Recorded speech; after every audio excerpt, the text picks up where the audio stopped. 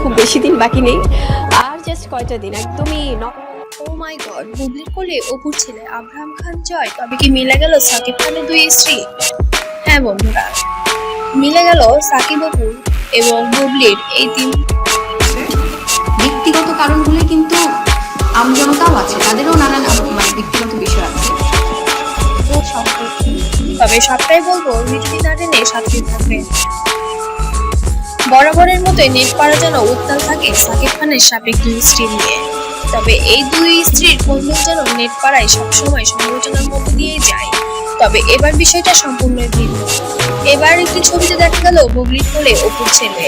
তবে কি অপু বুবলি মিলে গিয়েছে, নাকি এটা শুধুই মাত্র একটি গুঞ্জন?